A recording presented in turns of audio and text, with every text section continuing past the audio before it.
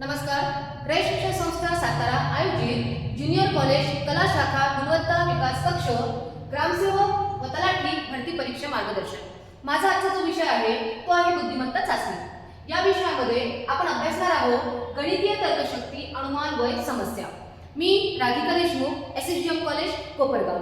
तर बघूया आजच्या आपल्या घटकांतर अभ्यासक्रम कोणता आहे. तर आपल्या अभ्यासक्रमामध्ये जे घटक आहेत त्या घटकांमध्ये ना क्रम व तर्क, नावात बदल, विधाने व अनुमाने, घड्याळ, आकृत्यांची संख्या मोजणे, बैठक व्यवस्था, वैवाहिक गुणोत्तर प्रमाण, वय व तुलना, वय आणि नातेसंबंध हे या घटकामधले आपले सगळे उपघटक आहेत. आता यामध्ये सगळ्यात पहिला जो मुद्दा आहे तो आहे क्रम व तर्क. क्रम व तर्क या उपघटकामध्ये दोन प्रकारची उदाहरणे दिली असतात. काही शाब्दिक असतात तर काही अशाब्दिक असतात. त्यामध्ये आपण सर्वप्रथम अशाब्दिक उदाहरण बघूया. यामध्ये दिलं आहे पुढील क्रम पूर्ण करा. यामध्ये 24, 29, 39 रिक्त स्थान आणि 74 ही एक संख्या मालिका आपल्याला दिली आहे. या संख्या मालिकेमध्ये जे रिक्त स्थान आहे त्या रिक्त स्थानामध्ये आपल्याला योग्य तो पर्याय बसवायचा आणि आपल्याला पर्याय दिलेले आहे 39, 54, 44 आणि 50. मग या पर्यायापैकी अचूक पर्याय कसा बसेल तर आपल्याला काय करायचं आहे, यामध्ये सर्वात प्रथम बघायचं आहे की दिलेला क्रम हा चढता क्रम आहे की उतरता क्रम आहे. तिथं काय दिसत आहे की संख्या वाढत आहे, चढत्या क्रमाने वाढत आहे. मग आता वाढत आहे तर नेमका याच्यामध्ये सहसंबंध कोणता. मग आपण हे बघू की ज्या काही संख्या आहेत, पहिल्या दोन संख्या आहेत, उदाहरणार्थ 24 आणि 29, त्यानंतर 29 आणि 39, 39 आणि हे रिक्त स्थान येणार आणि रिक्त स्थान आणि 74. मग आता 29 आणि 24 मधला जर फरक काढला तर 29 मधून 24 गेली तर राहतात 5. तसंच 39 मधून 29 गेले राहतात 10. आता रिक्त स्थानामध्ये नंबर कुठल्याही प्रकारचा दिलेला नाही, पण इथं जर दिसत आहे तर इथं संख्या 5च्या पटीने दिसत आहे. मग इथं 5 आहे, नंतर 10 आहे, इथं किती असेल 15 आणि इथं किती असेल 20. ही संख्या मालिका इथं बरोबर बसते का, हा क्रम इथं वापरला जातो का हे आपल्याला शोधायचं. मग आता बघा 24 अधिक 5 किती होतात 29, 29 अधिक 10 किती होतात 39, 39 आणि 15 होतात 54 आणि 39 आणि 15 होतात 54 आणि 54 आणि 20 होतात 74. मग आपल्याला जी संख्या मालिका दिली आहे या संख्या मालिकेमध्ये आपल्याला हे जे स्पष्टीकरण मी इथे दिलेलं आहे, जसं 24 मध्ये 5 मिळवले तर 29 आले, 29 मध्ये 10 मिळवले तर 39 आले, 39 मध्ये 15 मिळवले तर 54 आले आणि 54 मध्ये 20 मिळवले तर किती आले 74. म्हणजे आपण 5च्या पटीने जे संख्या मिळवत गेलेला आहोत तो आपला क्रम बरोबर आहे. म्हणून आपलं उत्तर असेल पर्याय क्रमांक 2 74. अशा प्रकारे हे अशाब्दिक उदाहरणे असतात ज्यामध्ये संख्या मालिका दिली असते आणि अशा संख्या मालिकेमध्ये आपल्याला त्याच्यामध्ये काय सहसंबंध आहे तो शोधायचा असतो. नंतर एक शाब्दिक उदाहरण घ्यायचं. शाब्दिक उदाहरणामध्ये काय म्हटलेलं आहे की एक मोठ्या पेटीत 6 पेट्या आहेत आणि प्रत्येक पेटीत आणखी 3 पेट्या आहेत, तर एकूण पेट्या किती. काय दिलं आपल्याला सगळ्यात पहिले एक मोठी पेटी दिली आहे. त्या मोठ्या पेटीत 6 पेट्या आहेत आणि त्या प्रत्येक पेटीत म्हणजे ज्या काही 6 पेट्या आहेत त्याच्या प्रत्येक पेटीत 3 आणखी पेट्या दिल्या आहेत, ते एकूण पेट्यांची संख्या काढा. हे आपल्याला दिलेले आहेत पर्याय. मग आता अचूक पर्याय आपल्याला निवडायचा आहे. तर आपण काय करणार, हा जो दिलेला आपल्याला हे दिलेला आहे उदाहरण जे दिलं आहे याच्यानुसार आपण एक आकृती तयार करू. आकृती तयार केल्यामुळे काय होणार, आपल्याला अचूक पर्याय निवडायला सोपं जाईल. मग मी एक आकृती काढली, त्यामध्ये काय घेतलं आहे, हे एक मोठी पेटी आहे. त्या मोठ्या पेटीमध्ये ह्या 6 छोट्या पेट्या आहेत आणि त्याच्या प्रत्येक पेटीत आणखी 3 पेट्या आहेत. म्हणजे काय होणार की एका पेटीत हे 3 आणि हे वरची 1 4 म्हणजे अशा टोटल एका पेटीमध्ये 4 पेट्या. अशा टोटल किती पेट्या आहेत आपल्या जवळ 6. म्हणजे किती होतील ते 6 चूक 24 आणि ह्या 24 आणि ही मोठी पेटी 1 तर ते होणार 24 आणि 1 25. 25 हा पर्याय आपल्याला दिलाय का, दिलेला आहे. म्हणजे आपलं उत्तर आहे पर्याय क्रमांक 2. तर अशा प्रकारे क्रम आणि तर्कमध्ये जे काही आपल्याला शाब्दिक रचना दिली असते त्यानुसार आपल्याला एक आकृती तयार करायची आणि त्यानुसार आपल्याला त्याचे तर्क तयार करायचे आणि अचूक पर्याय हा निवडायचा आहे. नंतरचा आपला जो मुद्दा आहे त्यामध्ये दिलाय नावात बदल. नावात बदल म्हणजे काय, नाव बदलायचं नाहीये. याच्यामध्ये काय करावं लागेल, आपल्याला जे काही तार्किक रचना दिली असेल, म्हणजे एका घटकाला दुसऱ्याचं नाव दिलं असेल, दुसऱ्याला तिसऱ्याचं नाव दिलं असेल, तिसऱ्याला चौथ्याचं नाव दिलं असेल आणि यावर आपल्याला प्रश्न विचारलेला असेल, तर आपल्याला काय करायचं, तो क्रम ओळखूनच आपल्याला व्यवस्थित उत्तर जे काय आहे ते शोधायचं. उदाहरणार्थ बघा, उंटाला हत्ती म्हणाले, उंटाला इथं हत्ती म्हटलेला आहे. हत्तीला लांडगा म्हणाले, लांडग्याला वाघ म्हणाले, वाघाला हरिण म्हणाले, तर जंगलातील सर्वात मोठा प्राणी कोणता? इथं प्रत्येक प्राण्याला दुसऱ्या नावाने संबोधलं गेलेलं आहे, त्यामुळे आपल्याला जंगलातला जो सर्वात मोठा प्राणी आहे तो शोधायचा आहे. आपल्याला पर्याय दिलेले आहेत, आपल्याला उंट, वाघ, लांडगा आणि हरिण यामधला योग्य पर्याय निवडायचा. आता बघा काय म्हटलंय, जंगलातील सर्वात मोठा प्राणी कोणता? तर जंगलामध्ये जो सर्वात मोठा प्राणी असतो तो असतो हत्ती. आणि इथं हत्तीला काय म्हटलेलं आहे? उंटाला हत्ती म्हटलंय, परंतु हत्तीला इथं काय म्हटलेलं आहे? लांडगा. म्हणून आपलं अचूक पर्याय असेल पर्याय क्रमांक 3 लांडगा. तसंच एक दुसरं आपण उदाहरण घेतलं ज्यामध्ये काय म्हटलंय? कुत्र्याला मांजर म्हटलंय, मांजरीला ससा म्हटलेला आहे, सशाला सिंह म्हटलं आहे आणि सिंहाला घोडा म्हटलं आहे. तर जंगलाचा राजा कोण? त्यामध्ये आपल्याला हे 4 प्रकारचे पर्याय दिलेले आहेत. मग आता आपल्याला जंगलाचा राजा शोधायचा आहे. तर जंगलाचा राजा कोण असतो? जंगलाचा राजा असतो सिंह. आणि इथं सिंहाला काय म्हटलं आहे? तर सिंहाला इथं घोडा म्हटलेला आहे. म्हणून आपला उत्तर असेल पर्याय क्रमांक 4 घोडा. तर नावात बदलमध्ये अशाच प्रकारचे प्रश्नांची रचना केलेली असते आणि त्यानुसार आपल्याला अचूक पर्याय शोधायचा असतो. त्याच्यानंतरचा जो तिसरा पॉइंट आहे तो आपल्याला अभ्यासायचा आहे, त्यामध्ये दिला आहे विधाने व अनुमाने. या घटकांतर्गत आपण एक टेबल तयार केलेला आहे आणि या तक्त्यामध्ये आपल्याला नेमकं रचना कशी केली असेल प्रश्नाची त्यानुसार आपल्याला आकृती काढायची आहे. म्हणजे जे काही दिलेलं विधान असेल त्यावरून आपल्याला अनुमान लावायचं आहे आणि तो अनुमान लावण्यासाठी आपल्याला त्याच्यासाठी एक कच्ची आकृती काढणं गरजेची आहे. मग इथे काय म्हटलं आहे हे बघा, पहिल्या गाण्यात आकृती घेतली आहे, दुसऱ्या याच्यामध्ये 100% जे सत्य निष्कर्ष आहे ते घेतले आहे आणि तिसऱ्यामध्ये निश्चितपणे जे सत्य नाही म्हणजे असत्य निष्कर्ष घेतलेले आहे. आता पहिलं उदाहरण बघा काय म्हटलंय, सर्व ए हे बी आहे. सर्वच्या सर्व जे ए आहे ते कोण आहे? बी आहे. म्हणजे जर सर्व ए जर बी असतील तर आपण बी चं वर्तुळ कसं काढणार आहे? मोठं. आणि त्याच्या आत कोणाचं वर्तुळ येणार आहे? ए चं वर्तुळ. कारण काय? कारण सर्वच्या सर्व ए हे कशामध्ये समाविष्ट आहे? बी मध्ये. म्हणून बी चं वर्तुळ मोठं येणार, त्याच्या आत ए चं वर्तुळ येणार. दुसरा मुद्दा म्हटलाय काही ए हे बी आहे. याच्यातले काही ए म्हणजे जेवढ्या भागात ए बसलेला आहे तेवढंच काय असेल? तेवढेच ए हे बी आहे आणि तेवढेच बी काय राहतील? ए राहतील. जर मी असं म्हटलं की सर्व बी हे ए आहेत तर बी ए मध्ये समाविष्ट पाहिजे. बी हा ए मध्ये समाविष्ट आहे का? नाही. त्यामुळे हे विधान सत्य होणार नाही. म्हणजे हे लक्षात ठेवायचं आहे, जर विधानामध्ये सर्व जर शब्द असेल की सर्व ए हे बी आहेत तर बी चं वर्तुळ आपल्याला मोठं काढायचं आहे आणि त्याच्या आत कशाचं वर्तुळ काढायचं आहे? ए चं. दुसरं विधान काय म्हटलंय? काही ए हे बी आहे. इथं शब्द आहे काही. आपल्याला या शब्दाकडे लक्ष द्यायचं आहे. काही जर शब्द असेल तेव्हा आपल्याला 2 वर्तुळ काढून त्यामध्ये ते एकमेकांमध्ये छेदलेले पाहिजे. काय छेदलेले पाहिजे? कारण ए चा काही भाग हा बी मध्ये येणार आणि बी चा काही भाग हा ए मध्ये येणार. म्हणजे जेव्हा काय विधान करता येते की काही ए चा भाग हा बी मध्ये आहे आणि काही बी चा भाग हा ए मध्ये आहे. इथं काय म्हटलंय? ए सर्व ए हे बी आहे. नाही, सर्वच्या सर्व ए कशा बी मध्ये येणार नाही. त्यातले फक्त काही जो भाग आहे तोच ए मध्ये आहे आणि ए चा काही भाग हा बी मध्ये आहे. त्यामुळे हे निष्कर्ष सत्य राहणार नाही. तिसरा दिला आहे एकही ए हा बी नाही, एकही बी हा ए. म्हणजे इथं काय होणार? ए चा संबंध बी शी राहणार नाही, बी चा संबंध ए शी राहणार नाही. म्हणजे दोन्ही वर्तुळ एकमेकांपासून दूर राहतील. त्याच्यामध्ये काहीच कॉमन राहणार नाही. आणि शेवटचं विधान केलं आहे की सर्वच्या सर्व ए हे बी आहे आणि सर्वच्या सर्व बी हे ए आहे. म्हणजे ए आणि बी वेगळे नसून ते सर्व एक आहेत. म्हणजे एकाच वर्तुळामध्ये ए आणि बी आपल्याला काढायचे आहे. तर प्रश्न जे काही प्रकार विधान विचारले असतील, जे काही विधानं दिली असतील तर त्यामध्ये अशा प्रकारचे काही शब्द वापरले ज्यामध्ये सर्व, काही किंवा एकही नाही. तर त्यासाठी आपल्याला अशा प्रकारच्या आकृत्या काढायच्या आहेत. तर आपण उदाहरणाकडे जाऊया. आपल्याला जे उदाहरण दिलं आहे उदाहरण आहे की वैध निष्कर्ष निवडा. निष्कर्ष निवडायचा आहे. त्यामध्ये काही विधाने दिली आहेत की काही पेन्सिली ह्या बंदुका आहेत, काही बंदुका ह्या पेने आहेत आणि काही पेने हे मारेकरी आहेत. हे आपल्याला विधाने दिली, सत्य विधाने. त्यावरचे निष्कर्ष आहे. त्या पहिल्या निष्कर्षामध्ये म्हटलंय की काही पेन्सिली पेने आहेत, काही बंदुका मारेकरी आहेत, काही मारेकरी पेने आहेत आणि काही मारेकरी बंदुका आहेत. हे निष्कर्ष दिले आहेत. आणि यापैकी जे उचित निष्कर्ष येणार त्यामधलं हे आपले पर्याय आहेत ते आपल्याला शोधायचे. मग मी काय म्हटलं, जे काही आपल्याला विधान केलं असेल त्या विधानावरून आपल्याला आकृती काढायची. आणि आकृती काढत असताना तो शब्द काय वापरले आहे, प्रत्येक याच्यामध्ये काही शब्द आलेला आहे.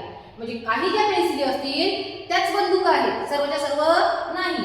मग आपली आकृती कशी येणार, एक वर्तुळ आपण पेन्सिलचं काढलं, त्यातल्या काहीच बंदुका आहे म्हणून त्याच्यामध्ये छेदलेली दुसरी आकृती काढली, कशाची, बंदुकाची. त्याच्यानंतर काय म्हणतात त्यांनी, काही बंदुका आहे, पेने आहेत. मग बंदुकामध्ये जिथं काय येणार आहे, काही भाग हा पेनांचा येणार आहे. आणि तिसरं दिलेलं आहे की काही पेन हे मारेकरी आहे आणि काही जे पेन आहेत त्यातला काही भाग कशाला जोडलेला आहे, मारेकरीला. म्हणजे हे जे एकमेकांना छेदलेले वर्तुळ आहेत यामध्ये काय दिसते की काही पेन्सिली बंदुका आहेत, काही बंदुका ह्या पेने आहेत आणि काही पेने हे मारेकरी आहेत. तर आपण अशा प्रकारची आकृती काढली आहे दिलेल्या विधानावर. आता आपल्याला निष्कर्ष शोधायचा आहे. मग पहिला निष्कर्ष काय म्हणते की काही पेन्सिली पेने आहेत. हे पेन्सिली आहे आणि पेने आहेत, एकमेकांमध्ये भाग छेदलेला आहे का, नाही. त्यामुळे दोघांचा काही एकमेकाशी संबंध नाही. म्हणजे हे जे विधान आहे कसं आहे, चुकीचं आहे. दुसरं विधान काय आहे, काही बंदुका ह्या मारेकरी आहेत. मग आता बंदुका मारेकरी आहे तर हा बंदुकाचं वर्तुळ आहे हे मारेकऱ्यांचं वर्तुळ आहे, याचा सुद्धा एकमेकाशी काही संबंध नाही. त्यामुळे हे पण विधान कसं असेल, चुकीचं असेल. तिसरं विधान दिलं आहे, काही मारेकरी पेने आहेत. बघा बरं, हे काही मारेकरी हे कशामध्ये आलेले आहेत, पेनेमध्ये आलेले आहेत. म्हणजे याच्यामध्ये हा दोन मध्ये जो रंगीत केलेला जो भाग आहे हा दोघांमध्ये एकमेकांमध्ये छेदलेला आहे, कॉमन भाग आहे. त्यामुळे हे विधान कसं आहे, बरोबर. पुढचं काय म्हणते, काही मारेकरी बंदूक आहे. हे मारेकरी आहे, हे बंदूक आहे, याचा एकमेकाशी काही संबंध नाही. त्यामुळे हे पण विधान कसं आहे, चुकीचं आहे. मग आपल्याला पर्याय उत्तर शोधायचं आहे. तर आपलं फक्त सी नंबरचं जे विधान आहे ते बरोबर आहे.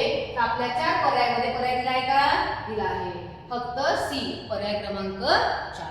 तर अशाच प्रकारे जे काही विधान दिलं असेल त्या विधानावरून आकृती काढायची, जे निष्कर्ष आपल्याला काढायचे ते उचित निष्कर्ष आपल्याला शोधायचे आहे आणि पर्याय उत्तर काढायचं आहे. नंतरचा जो भाग आहे तो अभ्यासायचा आपल्याला, तो आहे घड्याळ. आता घड्याळामध्ये काय आहे, आता आपल्याला माहित आहे की घड्याळामध्ये एकूण 12 अंक असतात आणि पूर्ण जर कोन केला घड्याळाचा तर तो असतो 360 अंशाचा. बघा, पूर्ण कोन घड्याळामध्ये 360 अंशाचा असतो. मग हा 360 अंशाचा कोन आणि 12 अंक, तर आपल्याला प्रत्येक लगतच्या 2 अंकामध्ये किती अंशाचा कोन असतो हे जर काढायचं असेल तर 360 ला 12 ने काय करायचं, भागायचं. 360 ला 12 ने जर भागलं तर उत्तर येते इथं 30 अंश, कारण 12 36 आणि हा 0, कितीचा कोन येतो, 30 अंशाचा. म्हणजे 12 ते 1 च्या दरम्यान 30 अंशाचा कोन, 1 ते 2 च्या दरम्यान 30 अंशाचा कोन, लगतच्या 2 अंकामध्ये किती अंशाचा कोन राहणार आहे, मग 30 अंशाचा कोन. आता याच्यामध्ये काय झालंय, वेगवेगळ्या प्रकार आपण याच्यामध्ये बघणार आहोत. तर त्यामध्ये पहिला प्रकार दिला आहे की घड्याळाचा तास काटा. घड्याळाचा तास काटा आणि मिनिट काटा यांच्यामधला आपल्याला काय काढायचं आहे, कोन काढायचा आहे. मग तास काटा आणि मिनिट काटा यामधला कोन काढण्यासाठी आपण काय करणार, तर त्याच्यासाठी आपण एक छोटं सूत्र वापरणार. ते सूत्र दिलं आहे की कोन बरोबर, जो कोन काढायचा आहे तो कोन बरोबर 30h वजा 11/2m. मग इथे h काय आहे, m काय आहे, h म्हणजे हार म्हणजे त्याला म्हटलं जाते तास. तुम्हाला जी वेळ दिली असेल त्या वेळेमध्ये जो तास असेल त्या तासाच्या ठिकाणी काय, याच्या ठिकाणी काय वापरायचं, ते किंमत वापरायची. आणि m म्हणजे ते जे मिनिट दिले असेल त्या मिनिटाच्या ठिकाणी मिनिट वापरायचे. म्हणजे m च्या ठिकाणी आपल्याला मिनिट वापरायचं आहे आणि h च्या ठिकाणी आपल्याला तास वापरायचा आहे. या सूत्राचा वापर करून आपल्याला उदाहरणं सोडवायची.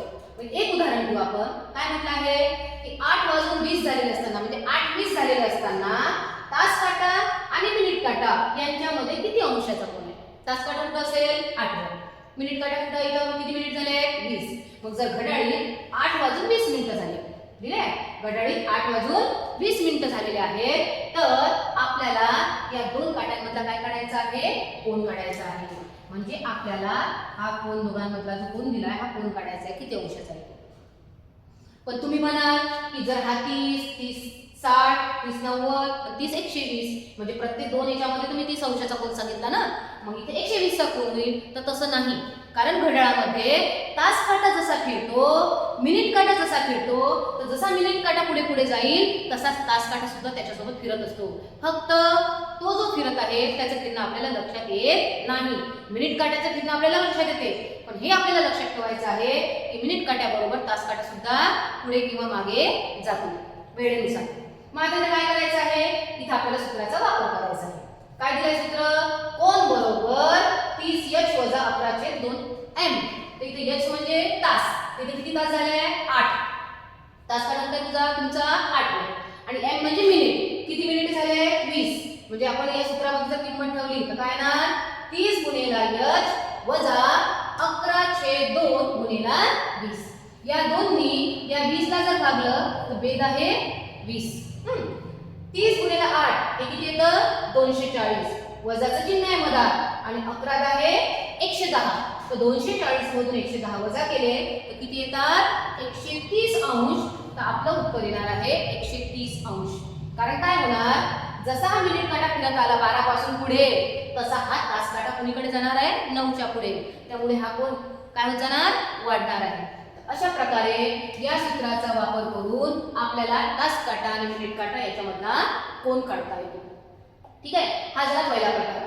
दुसरा जो प्रकार दिला आहे, दुसऱ्या प्रकारामध्ये काय म्हटलं आहे की जर घड्याळाचे दोन्ही काटे एका सरळ रेषेमध्ये असतील पण एकाच दिशेने, आणि घड्याळाचे दोन्ही काटे एकमेकावर येतील, त्याच्यानंतर घड्याळाचा मिनिट काटा तास काट्याला ओलांडून पुढे जाणं अथवा मागे येणं, तर त्यामध्ये तयार होणारे कोन काढा. त्यांच्यामध्ये कोण किती अंशाचा कोन होतो तो कोन जर आपल्याला काढायचा असेल तर त्यासाठी एक सूत्र वापरायचं आहे आणि ते मी सूत्र दिलं आहे m बरोबर 60 गुणिले h भागिले 11. मग तुम्ही म्हणाले की मिनिट तर नाही, फक्त hच आहे. कारण काय होणार? प्रश्न कसा विचारला जाणार? 8 ते 9च्या दरम्यान दोन्ही काटे एका सरळ रेषेत किंवा परस्परांच्या विरुद्ध किती वाजता येणार? मग 8 ते 9च्या दरम्यान म्हटलेलं आहे म्हणजे 8 वाजून गेले पण 9 वाजायचे आहे, म्हणून इथे याची किंमत ठेवताना किती ठेवायची? 8. तर अशा प्रकारच्या प्रश्नामध्ये आपल्याला हे सूत्र वापरायचं आहे. पुढचा एक प्रश्न घेतला आपल्याला उदाहरण की 8 ते 9च्या दरम्यान, प्रश्न तोच आहे, 8 ते 9च्या दरम्यान घड्याळाचा तास व मिनिट काटा किती वाजता एकमेकांच्या वर येतील? तास काटा आणि मिनिट काटा 8 ते 9च्या दरम्यान किती वाजता एकमेकांवर येतील? तसं जर पाहिलं तर 8 वाजून 45 मिनिट म्हणजे 8:45 वाजता, हे पर्याय दिले आपल्याला, 8:45 वाजता तास काटा आणि मिनिट काटा एकमेकांच्या वर येतील. पण मी पहिलेच तुम्हाला सांगितलं आहे की आपल्याला माहित आहे जसा मिनिट काटा पूर्ण घरात फिरून आलेला आहे तसा तास काटा पण मागे पुढे गेलेला आहे. पण एक कंडिशन अशी येणार की त्या कंडिशन मध्ये हे दोन्ही काटे एकमेकांवर येतील. मग ती वेळ आपल्याला काढायची आणि ती वेळ काढण्यासाठी आपण काय करणार? किती मिनिटं होतात 8 वाजून ते काढायचं आहे. त्यासाठी आपण या सूत्राचा वापर करणार आहे. मग या सूत्राचा वापर करणार आहे. या सूत्रामध्ये आपल्याला याच्या जागी किंमत ठेवायची आहे आणि याच्या जागी किंमत किती ठेवायची आहे? 8. म्हणून आपलं स्पष्टीकरण काय येणार? m बरोबर 60 गुणिले 8 भागिले 11. हे किती होतात? 480 भागिले 11 बरोबर 43.711. हे आपलं उत्तर होईल. म्हणजे हे उत्तर दिलं आहे. टाइम किती दाखवलं घड्याळामध्ये, ती वेळ किती असेल तर ते 8 वाजून 43.711 मिनिट इतक्या वाजता ते दोन्ही काटे एकमेकांच्या वर येतील. आणि हे ऑप्शन दिलेला आहे आपल्याला पर्याय क्रमांक 3. अशा प्रकारे प्रश्न विचारले जातात. नंतर जे उदाहरण दिलं आहे त्यामध्ये काय म्हटलेलं आहे? तिसरा प्रकार आहे की घड्याळाचे दोन्ही काटे एका सरळ रेषेत परस्परांच्या विरुद्ध बाजूला आहे. परस्परांच्या विरुद्ध बाजूला आहे म्हणजे एक काटा जर 12 वर असेल तर दुसरा काटा 6 वर राहील, एक काटा 3 वर असेल तर दुसरा काटा 9 वर राहील. म्हणजे दोघांच्या परस्पर विरोधी जर विरुद्ध बाजू जर असतील तर ते कसं सोडवायचे? तिथे तक्ता दिलाय. या तक्त्यामध्ये काय केलंय? 2 भाग केले. 12 पासून तर 6 पर्यंत हा एक भाग आणि 6 पासून तर 12 पर्यंत दुसरा भाग. त्यांनी काय म्हटलंय? 12 ते 6 पर्यंत जर आपण गेलो तर आपल्याला हे सूत्र वापरायचंय. कोणतं? m बरोबर 60 गुणिले h अधिक 360 भागिले 11. आणि जर वेळ 6 ते पुढची असेल 12 पर्यंतची तर आपल्याला सूत्र वापरायचं आहे 60 गुणिले h वजा 360 भागिले 11. आणि या सूत्राचा वापर करून आपल्याला या टाइप मध्ये प्रश्न आपल्याला सोडवायचे आहेत. आपण एक उदाहरण घेऊ. प्रश्न दिलेला आहे की 2 वाजल्यापासून 3 वाजेपर्यंत म्हणजे 2 ते 3च्या दरम्यान दोन्ही काटे एकमेकांच्या विरुद्ध बाजूला किती वाजता येतील? एकमेकांच्या विरुद्ध बाजूला किती वाजता येतील ते आपल्याला काढायचं आहे. तर आपण सरळ सरळ काय म्हणू की 2 ते 3 बाजू दिली आहे. सूत्र कोणतं असेल? 60 गुणिले h अधिक 360 भागिले 11. h म्हणजे किती किंमत ठेवायची? 2. 60 गुणिले 2 अधिक 360 भागिले 11. तर हे 120 अधिक 360 भागिले 11. याची बेरीज केली तर 480 भागिले 11 म्हणजे 43.711. हे काय असणार? हे मिनिट असणार. आणि किती वाजून? 2 वाजून. म्हणजे आपलं उत्तर असेल की 2 वाजून 43.711 वाजता दोन्ही काटे एकमेकांच्या विरुद्ध बाजूला असतील. ठीक आहे, अशा प्रकारे हा प्रश्न सोडवायचा आहे. त्यानंतर जो चौथा प्रकार दिलाय, चौथ्या प्रकारामध्ये काय म्हटलंय, घड्याळाच्या दोन्ही काट्यांमध्ये काटकोन तयार होईल. काटकोन कसा तयार होईल तर आपल्याला माहित आहे की घड्याळामध्ये काटकोन जर तयार करायचा असेल तर काय दिलं असेल, एक काटा 12 वर असेल, एक काटा 3 वर असेल. एक काटा 12 वर असेल, एक काटा 3 वर असेल, तर त्याच्यामध्ये काटकोन होतो. म्हणजे दोघांमध्ये जर काटकोन झाला तर त्यामध्ये जो पहिला कोन असेल तो पहिला कोन किती अंशाचा असणार आहे, 90 अंशाचा. काटकोनामध्ये जर दोन्ही कोन असतील तर त्यातला पहिला कोन किती अंशाचा असतो, 90 अंशाचा. आणि दुसरा कोन जर काढायचा असेल तर तुम्हाला 360 मधून 90 जर वजा केले तर ते येतात 270 अंश. म्हणून दुसरा कोन जो असेल तो 270 अंशाचा असतो.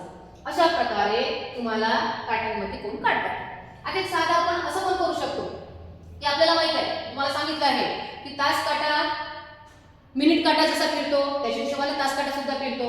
मग आता एक प्रश्न दिला आहे, काय म्हटलंय की 12 ते 1 च्या दरम्यान किती वाजता घड्याळाचे काटे एकमेकांच्या काटकोनात येतील. 4 पर्याय दिलेले आहेत. या 4 पर्यायापैकी आपल्याला अचूक उत्तर शोधायचं आहे. आता आपल्याला हे माहित आहे की जर 12 ते 1 च्या दरम्यान काटकोन झालाय म्हणजे किती वाजले असेल घड्याळात, 12:15. 12:15 म्हणजे 12 वाजून 15 मिनिटं. पण परफेक्ट 12 वाजून 15 मिनिटं झालेले असतील का, नाही.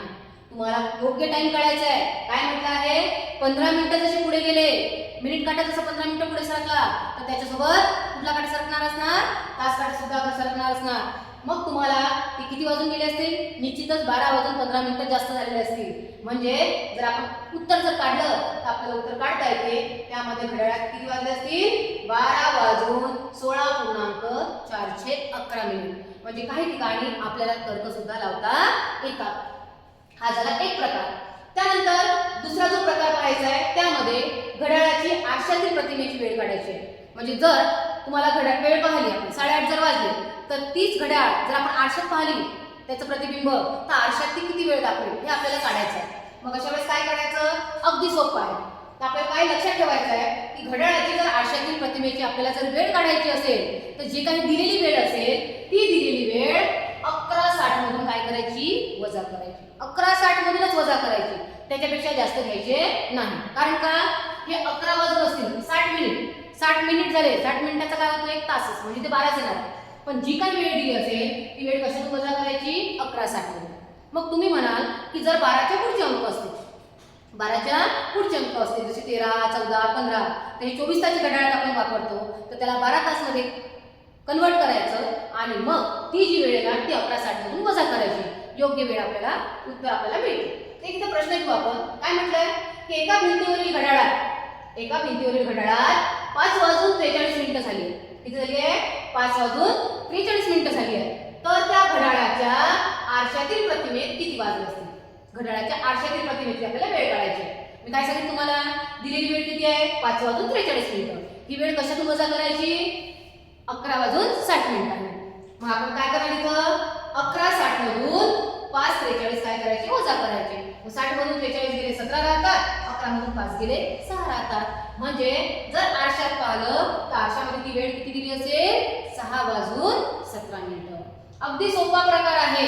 जर अशा प्रकारचे जर प्रश्न विचारले जातात आरशातील प्रतिमेचे प्रश्न, फक्त एकच लक्षात ठेवायचं आहे की जे काही दिलेली वेळ असेल ती 11:60 मधून आपल्याला वजा करायची. आणि जर दिलेली वेळ हे 12च्या पुढची असेल म्हणजे 24 तासी घड्याळामधली तर तिला 12 तासीमध्ये कन्वर्ट करायचं आणि मग ती वेळ 11:60 मधून काय करायची, वजा करायची. दुसरा जो प्रकार घेतला आहे त्यामध्ये सांगितलं तुम्हाला की जर वेळ दिली असेल तर काय होते, एक काटा पुढे जाते किंवा मागे दाखवते वेळ जाते. मी इथं उदाहरण दिलंय. काय म्हटलं की एक घड्याळ प्रत्येक तासाला 10 सेकंद मागे पडते. प्रत्येक तासाला एक घड्याळ 10 सेकंद मागे पडते. मग सकाळी जर 8 वाजता लावलेले घड्याळ आहे, सकाळी 8 वाजता लावलेले घड्याळ त्या दिवशी रात्री 8 वाजता कोणती वेळ लागते. सकाळी 8 वाजतापासून लावलं तर रात्री 8 वाजेपर्यंत. तर सकाळचे 8 ते रात्रीचे 8 यामध्ये एकूण किती तास होतात, 12 तास. ओके. मग एका तासाला घड्याळ किती सेकंद मागे पडते, 10 सेकंद. मग एका तासाला 10 सेकंद तर 12 तासाला किती होणार ते 120 सेकंद. आणि 120 सेकंद म्हणजे किती मिनिट होतील, 2 मिनिट. म्हणजे सकाळी 8 पासून तर रात्रीच्या 8 वाजेपर्यंत तुमची घड्याळ किती वेळ मागे जाईल, 2 मिनिटं मागे जाईल. जेव्हा ते 2 मिनिटं मागे जाईल तर रात्रीच्या 8ला 2 मिनिटं कमी, म्हणजे किती वाजून गेले असतील? 7 वाजून 58 मिनिटं. तर त्या घड्याळात रात्री 7 वाजून 58 मिनिटं असतील. रात्रीचे 7:58 किंवा त्यालाच लिहिता येते 7:58 PM. म्हणजे अशा प्रकारे आपल्याला घड्याळावर प्रश्न विचारले जातात. त्यावर आपण सगळे प्रकार पण घेतले आहेत. कुठल्या कुठल्या प्रकारचे प्रश्न कशा प्रकारे विचारले जातात हे सुद्धा आपण या घड्याळामध्ये बघितलेलं आहे. यानंतरचा भाग आपण दुसऱ्या व्हिडिओमध्ये बघू. धन्यवाद.